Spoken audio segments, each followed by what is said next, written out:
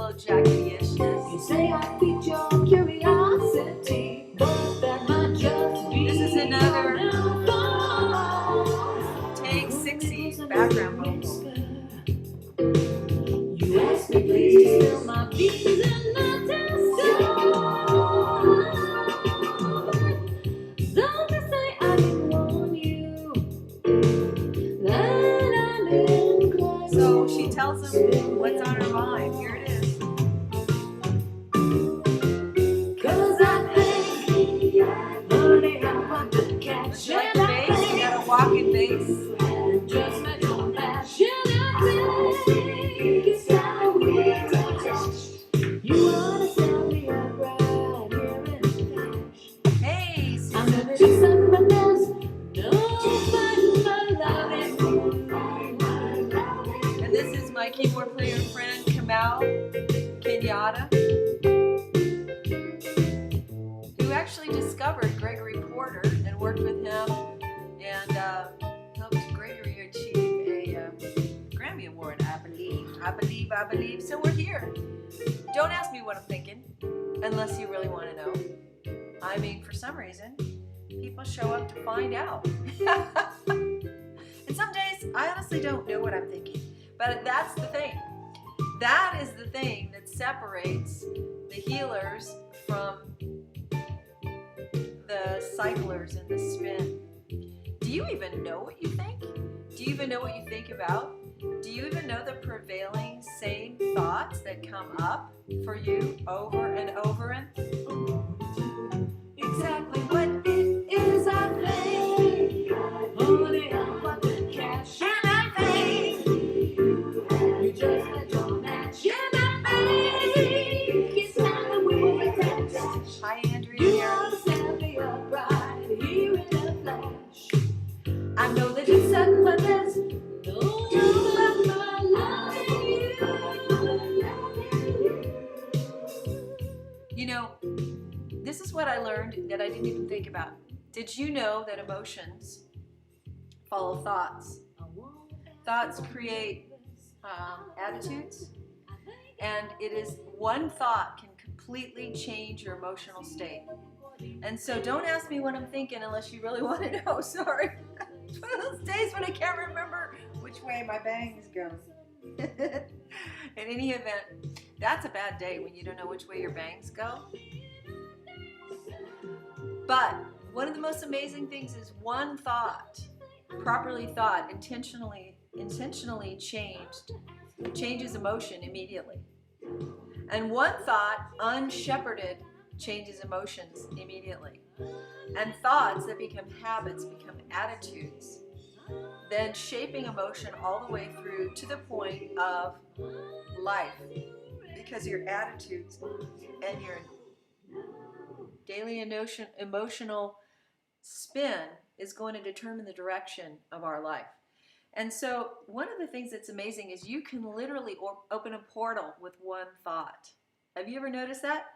Have you ever noticed that you were one way and then you were aware of someone else's thought about you that they communicated, their word about you, or even just your concern about what someone thought? And the thought maybe crossed your mind like, I bet they hate you. I bet what you just did ruined their day. I had something happen with a friend where I tried really hard to do what she asked me to do, and I clicked the wrong button in a text. You ever had that happen? You don't even think about it, and you click the send or something like that, and you realize you might have complicated. You might have, you maybe not sure, but you might have complicated someone's life or your own life.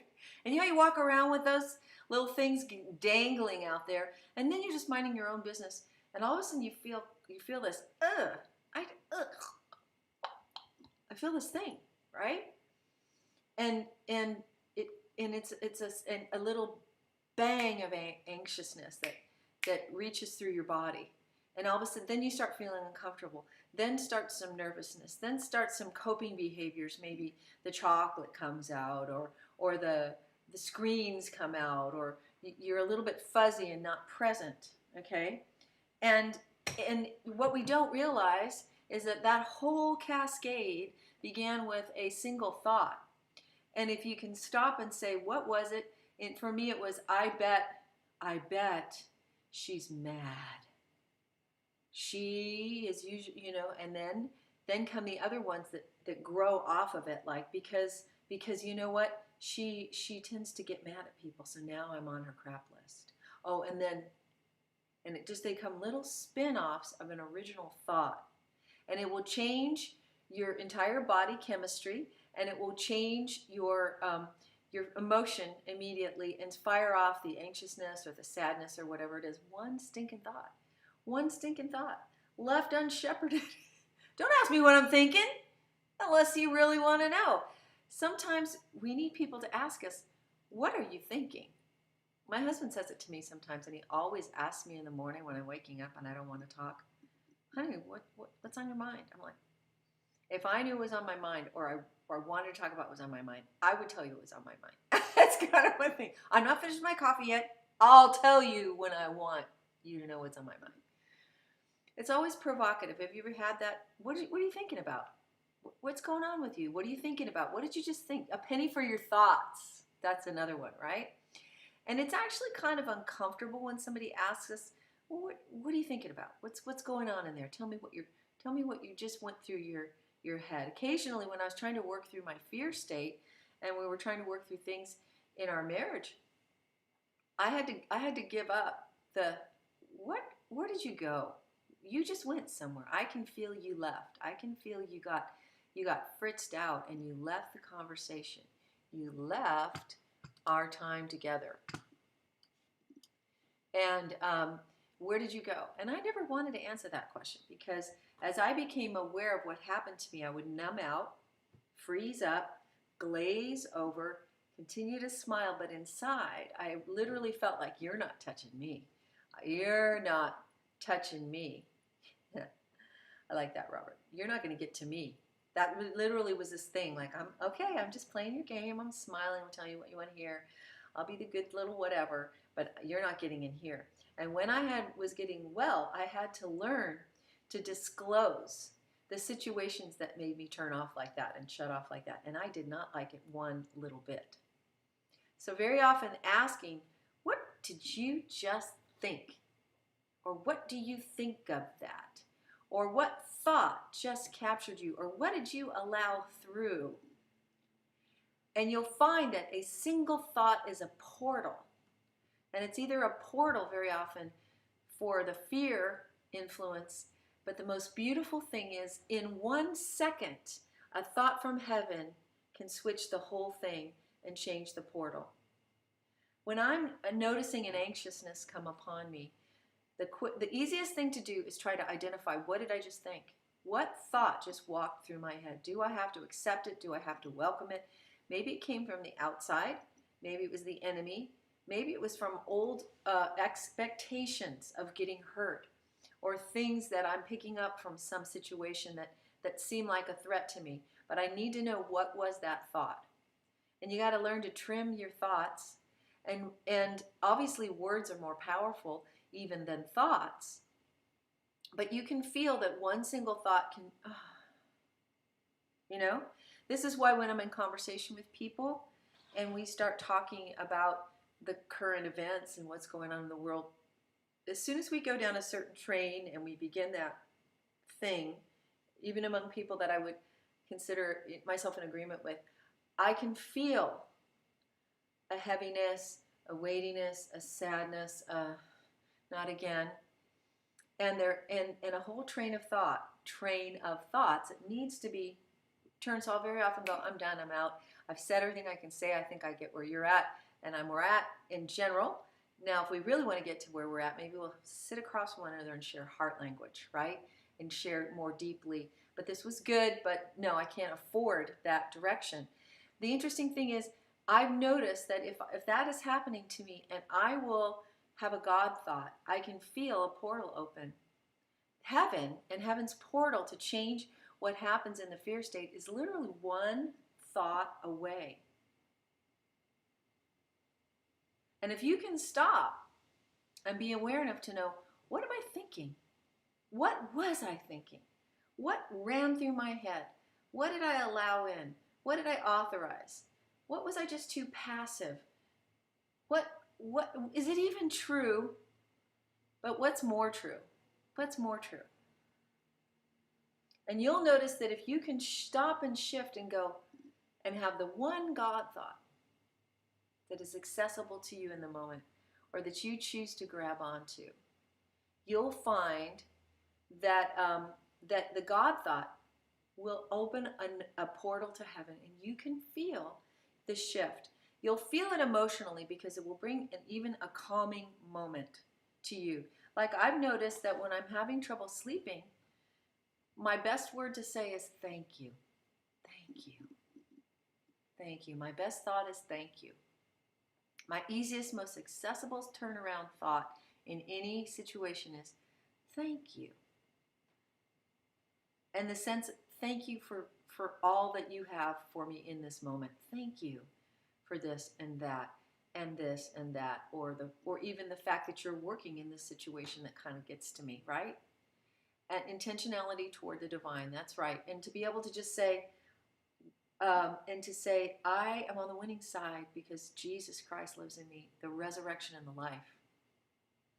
The same Spirit that raised Jesus from the dead is resident in those of us who have surrendered our souls to Him as an act of the will and a choice, right? And a single thought becomes a heaven pathway and a portal, and you can feel it shift. You can feel things break off of you, and you can feel emotions change, because it's a very simple thing, but we don't think about it because we tend to be aware first of the feeling, right? We're aware first of the feeling, but the feeling follows the thought. Always. Feelings follow thoughts. And thoughts very often come from unconscious places of our unresolved things and the grooves that we've set in motion. And the unconscious thoughts, there's the conscious thoughts that are easier to access, but the unconscious things are the things that are just kind of ping-ponging around in us. And those are even more powerful. That's why some people have a real considered depressed state or anxious state, because there's a lot of unconscious conversation. Good question, Darren. I need to ask you. I'll answer that in a minute. And so there's a lot of unconscious chatter. But I find that the unconscious chatter tends to be kind of shepherded by the conscious thought. That lets it come in, lets unexamined anxiousness or sadness, pain, depression, unexamined emotions rise to the top, and then the conscious mind will actually begin to affirm that older state with thoughts like, I bet she hates me. I bet, I think I probably have to call. I'm not sure why. I think that could go sideways. Oops. And then it kind of snowballs, right?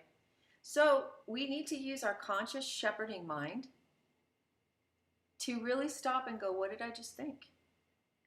And ask God to bring up the things that are buried in our soul that are that unconscious chatter level, right? And you just need to know that a single thought about God, you can feel a shift.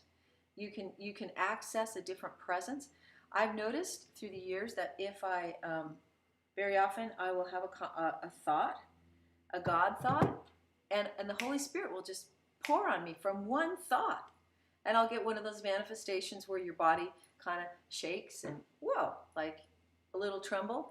And it's so funny. And it's usually just an instant of a thought, an instant of a God thought, an instant of a reach, an instant of a shift to kingdom perspective and an authority perspective and Jesus reigns perspective. And ooh, I mean, I can feel it now. Just an instant of a thought opens a portal to heaven.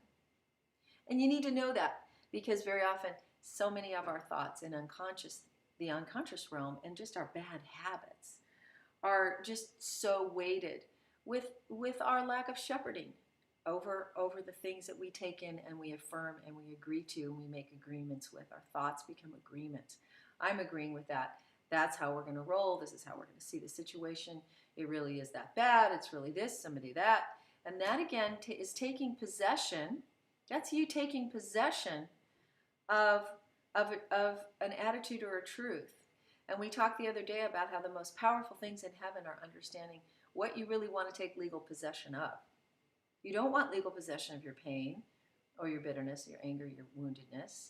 You want to give possession of that to God legally and receive his healing, receive his forgiveness and extend forgiveness, right? So our thoughts become ways in which we take possession of ideas and concepts and spiritual forces to say, oh, okay, I affirm that, I let that in, that becomes part of the way I am going to roll from a neurological perspective. And so, that's pretty powerful, and we can get discouraged because literally some of those have been pounded into to us for decades. But what's really amazing is there's something amazing about the kingdom of heaven that one awesome true God thought can wipe out.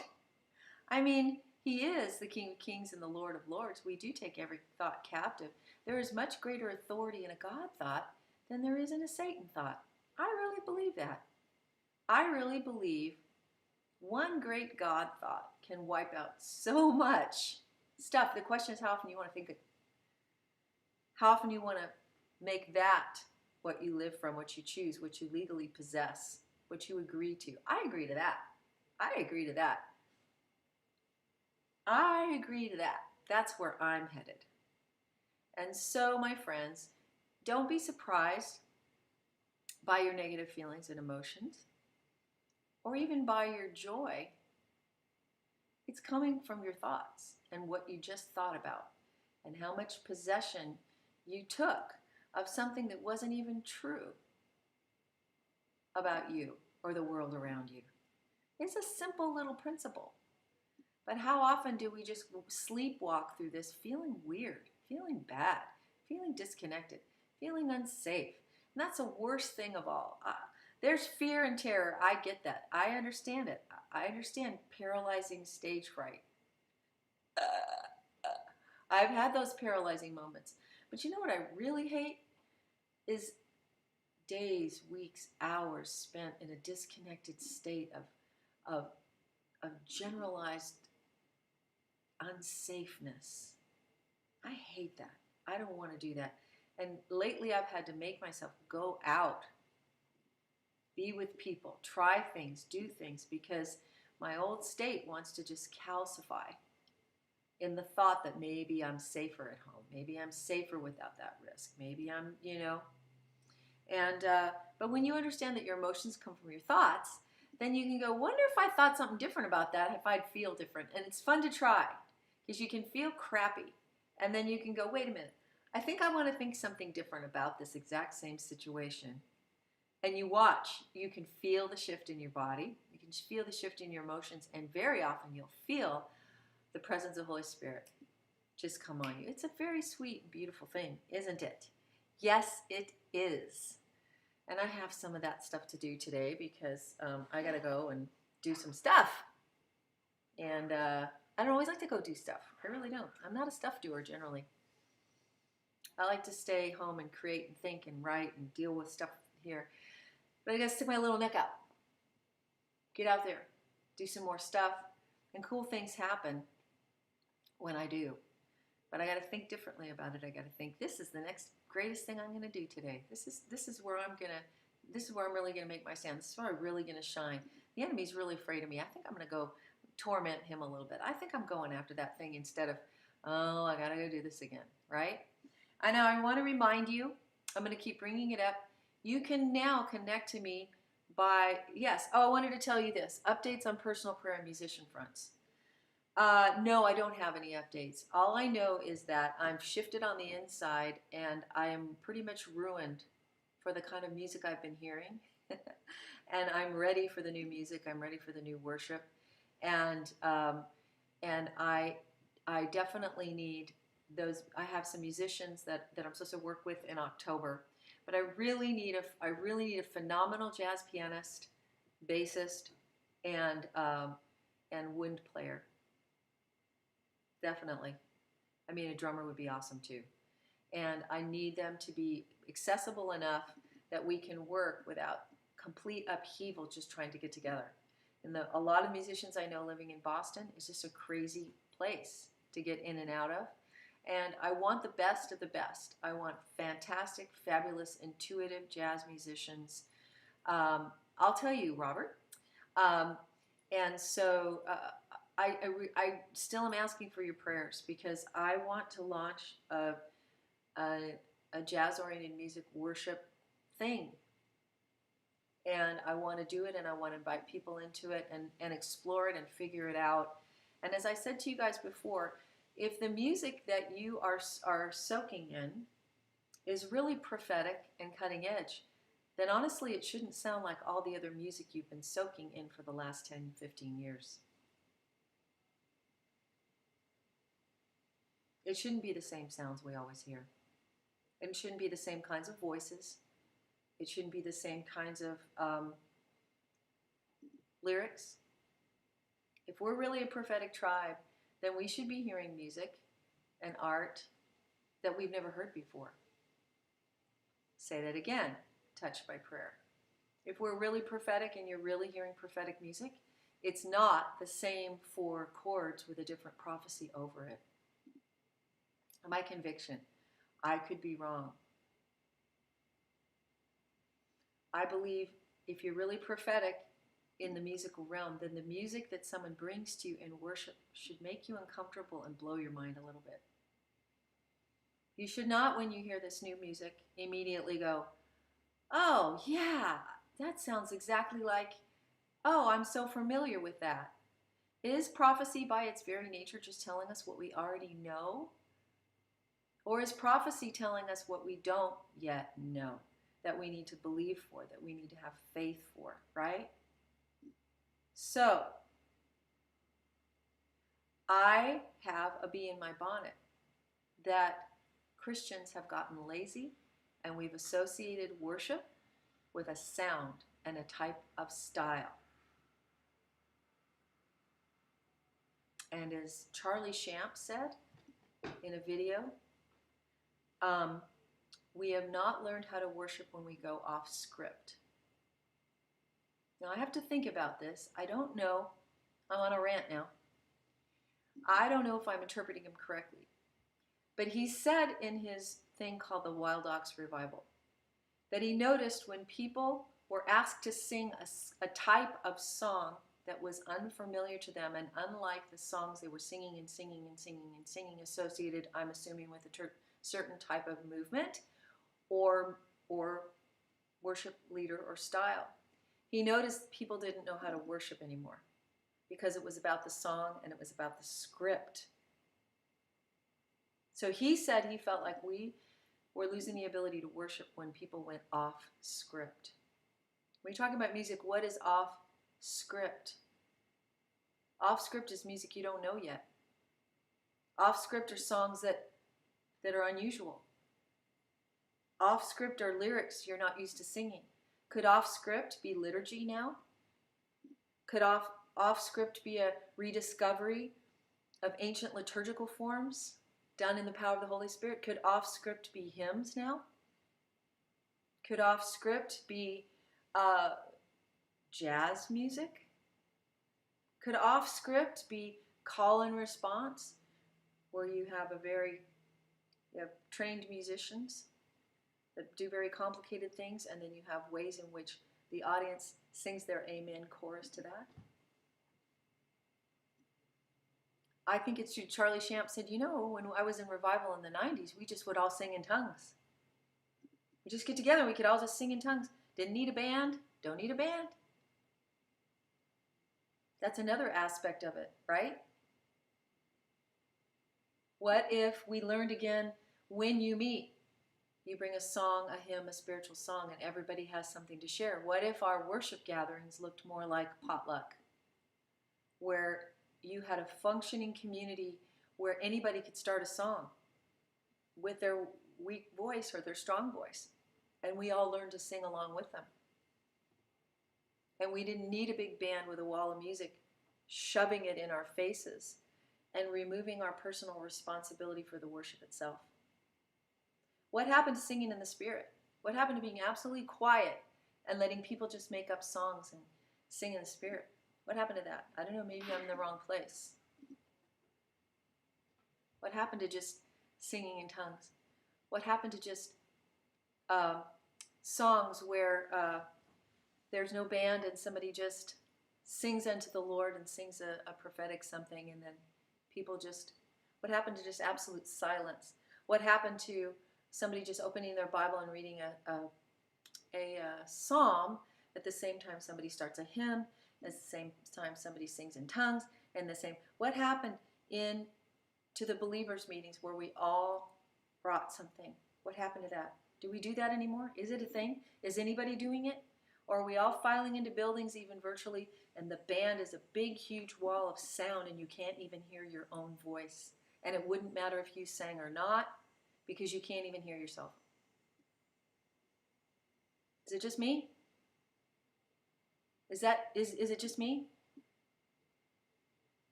I'd like to just fire all the worship bands, to be honest with you.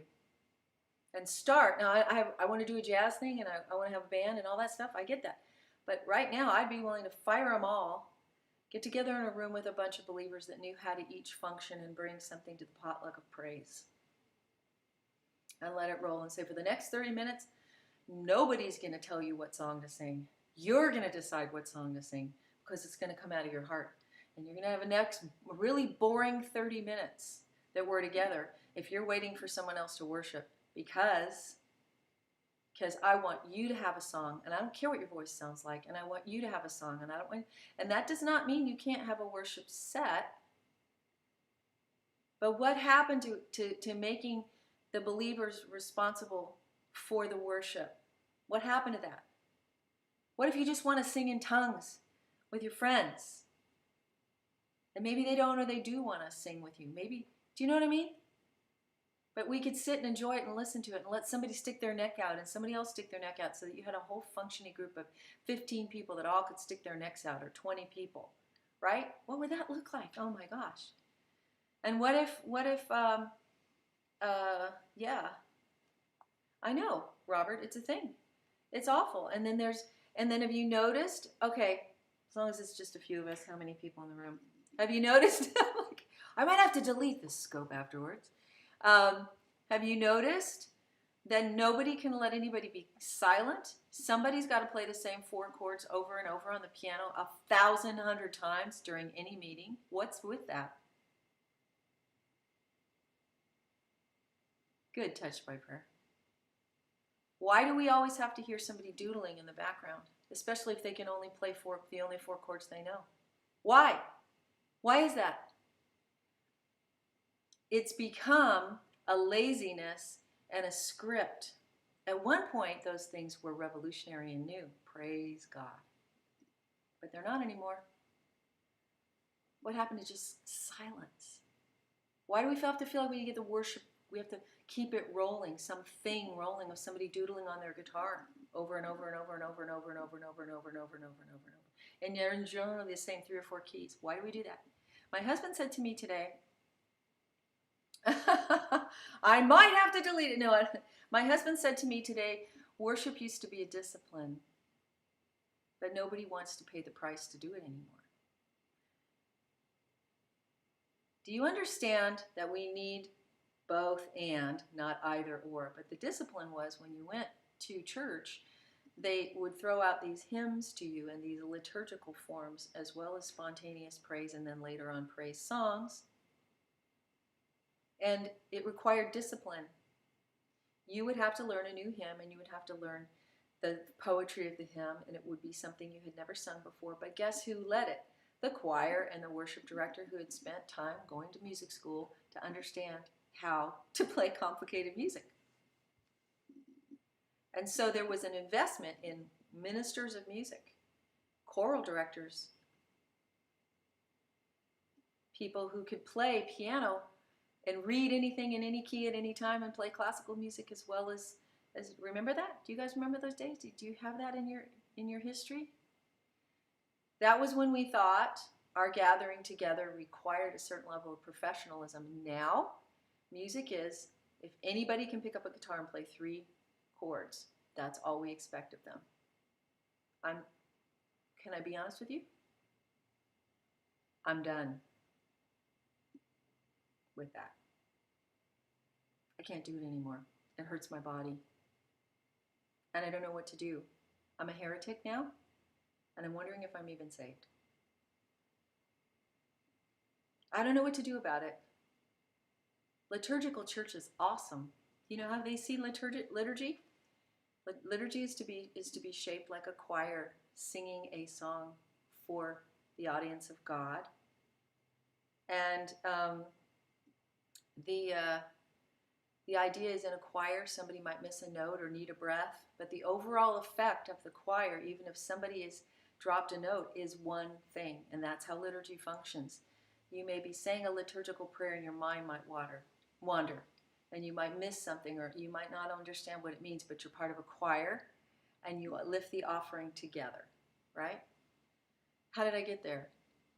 How did I get to this place?